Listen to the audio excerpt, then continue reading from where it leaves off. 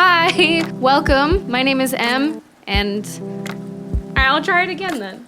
Hi, my name is Em, and welcome to your new school. Since the beginning of quarantine and a while before that, I've been diving very deep into the subject of astrology, so I figured I would do what all people do this day and age and jump on the internet and lecture a bunch of people about it who never asked about it in the first place. So, without further ado, what I would like to kind of break down in this little series here is just kind of address some of the common misconceptions or misunderstandings that I've noticed that a lot of people who don't know very much about astrology or want to know more about it don't really get right away. So I figured I would go through each of the 12 zodiac signs into detail and explain why they are the way that they are and what they represent and what that means necessarily for you, because it is a lot more complex than I think a lot of people realize. But just a quick disclaimer though, that even though I love astrology very much, in retrospect, compared to how much there is to learn about it, I am still quite a baby. So just bear with me and keep that in mind as I go through all this with you. Another quick disclaimer as well, even though I am a huge fan of astrology, I am by no way, shape, or form saying that this is the definitive truth of the universe. For me personally, astrology connects me to my own spirituality, like other things like, yoga do. Like all belief systems, it deserves a healthy bout of criticism and skepticism. Even sometimes I come across some things and I'm like, I don't know about that. I think that's important to do to form a healthy opinion and a belief system, so take that what you will. I find a lot of meaningful patterns in astrology, but just my own personal opinion, I think that there is a higher power out there, but we're just a little bit too feeble to understand what that might be. So the very first So the very first misconception or misunderstanding that I want to address is that of your star sign.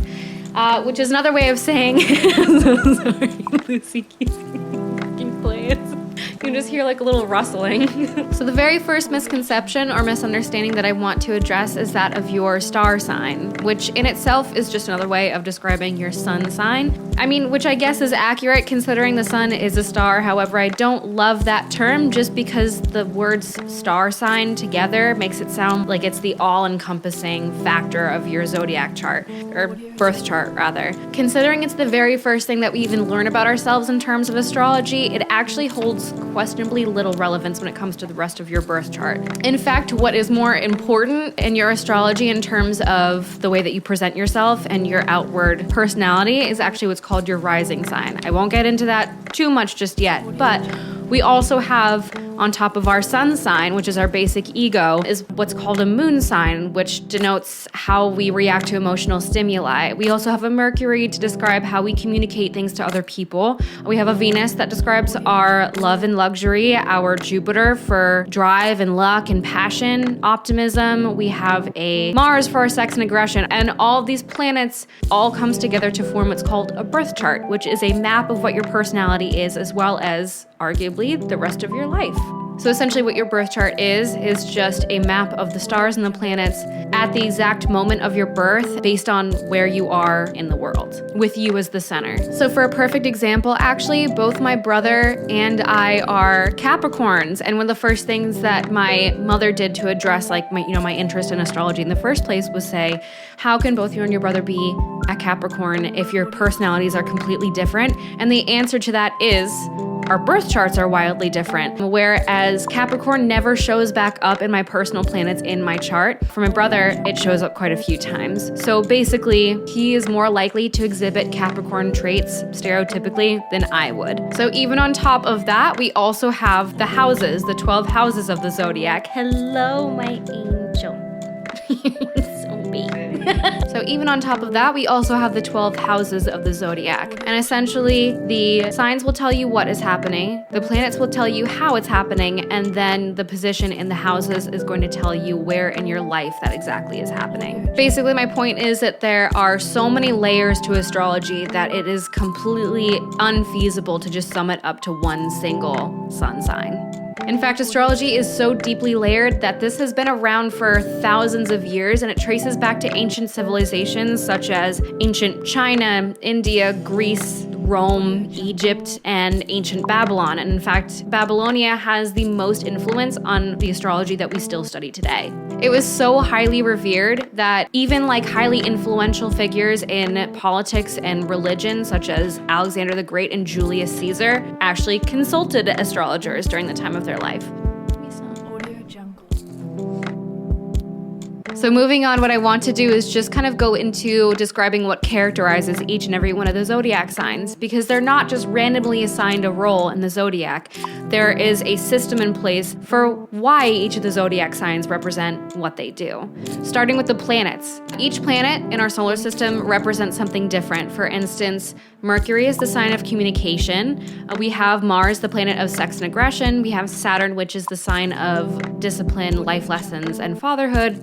The moon and the sun, also in terms of astrology, are also characterized as planets. So next we break it down further and we categorize the signs into genders. This doesn't mean to say that some signs are men and some signs are women. It's more about the energy that they exude. So for instance, the masculine signs are going to exude more of an energetic and direct energy. Those signs are also going to be Aries, Gemini, Leo, Libra, Sagittarius, and Aquarius. So on the inverse, we also have the feminine energy, and this is going to be a little bit more receptive and magnetic as opposed to the masculine energy. The signs that are of the feminine energy are going to be Taurus, Cancer, Virgo, Scorpio, Capricorn, and Pisces. So then we break them down even further into the elements, and that's going to be water, earth, fire, air. Air signs are motivated by self-expression and intellect. Fire is motivated by aspirations, inspirations, and new pursuits. Earth is motivated by security, earthly desires, and productivity. And water is motivated by deep emotions and emotional intimacy with others. And then we break it down even further into the quadruplicities. And this is the characteristic that basically describes